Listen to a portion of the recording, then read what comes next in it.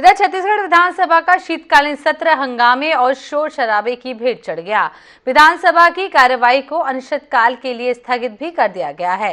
सत्र 5 दिन चलना था, लेकिन हंगामे का असर देखते हुए तीसरे दिन ही अनिश्चितकाल के लिए स्थगित करना पड़ा।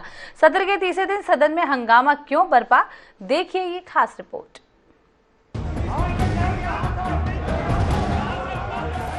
छत्तीसगढ़ विधानसभा का शीतकालीन सत्र 2 से 6 जनवरी तक चलना था, लेकिन 2 दिन पहले ही कार्यवाही को अनिश्चितकाल के लिए स्थगित कर दिया गया। सत्र का तीसरा दिन बेहद हंगामेदार रहा। तीसरे दिन भी विपक्ष ने सरकार को घेरने की कोशिश की।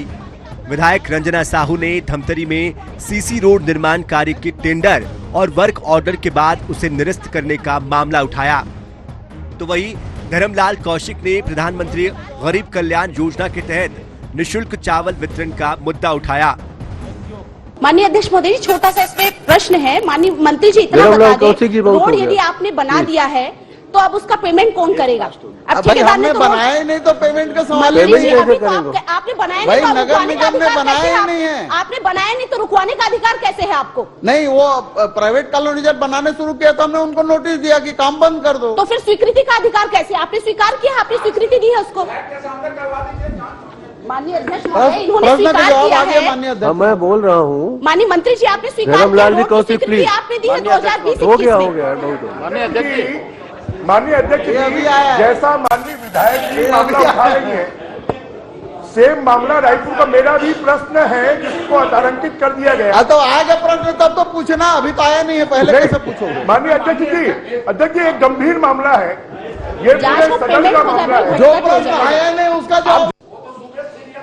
कि कोविड काल में प्रधानमंत्री जी के द्वारा गरीब कल्याण अन्न योजना प्रारंभ की गई, जिसमें पूरे देश के 80 करोड़ व्यक्तियों को निःशुल्क चावल का वितरण आज तक चल रहा है।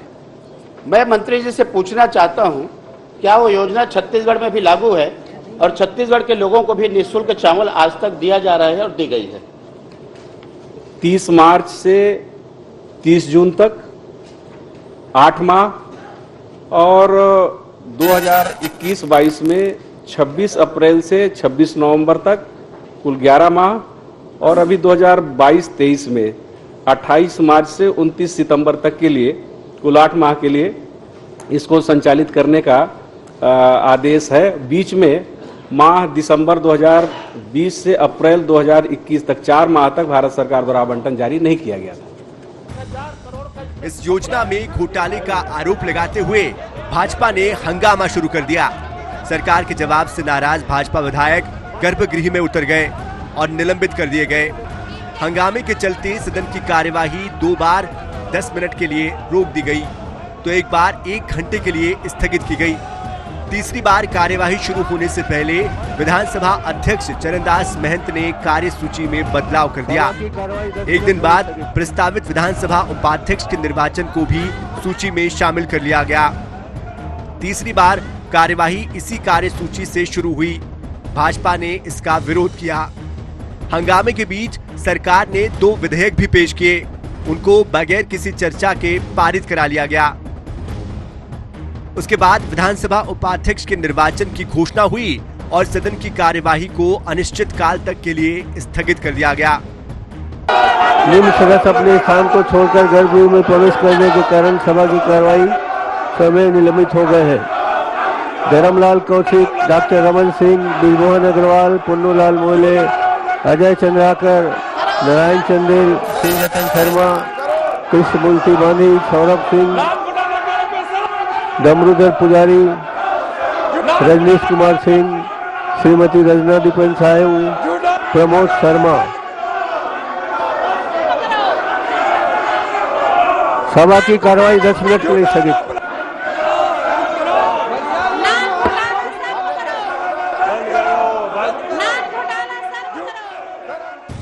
भाजपा नेताओं ने समय से पहले सत्र स्थगित किए जाने पर नाराजगी जताई है।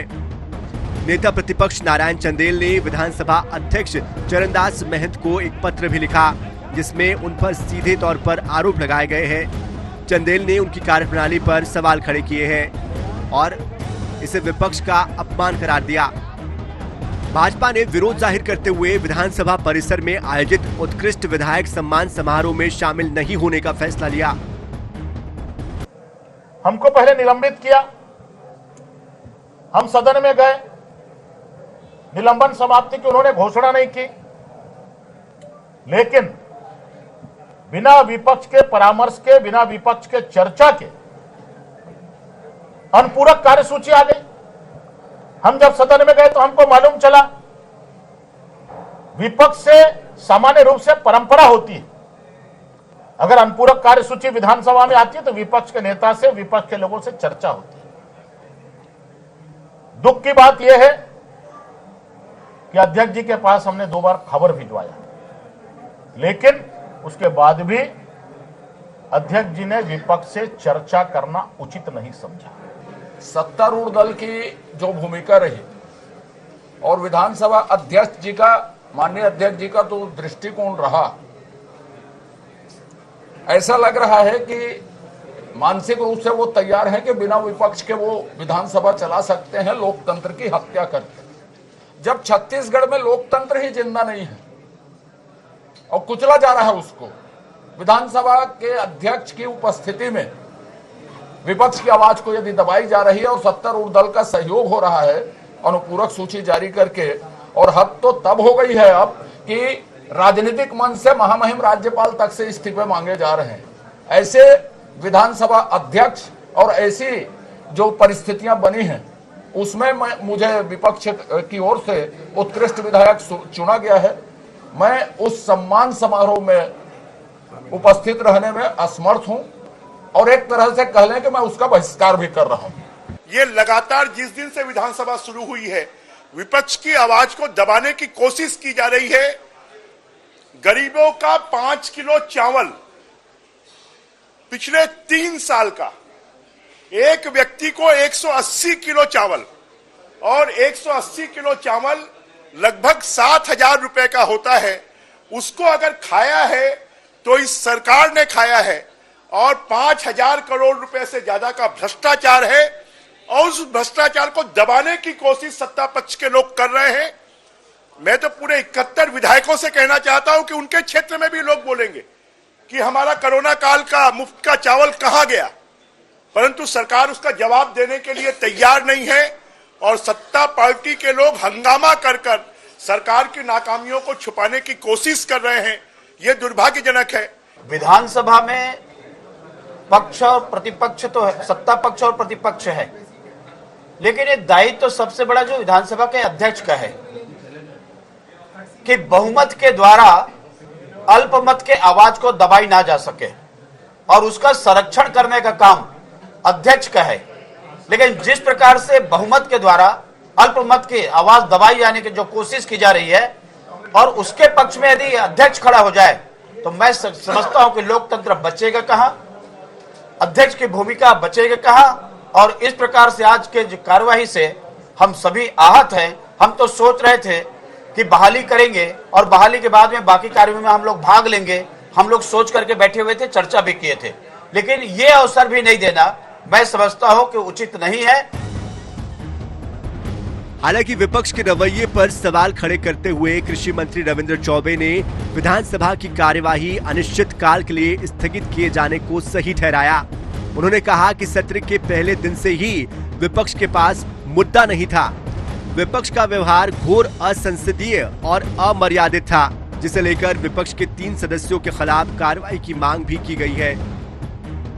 मुद्दा विहीन विपक्ष केवल सदन को हो हुल्ला और नारेबाजी करने का एक मंच बना लिया था, और आज जिस तरीके से प्रतिपक्ष का व्यवहार था, घोर असंसदीय अमर्यादित आज का उनका व्यवहार था।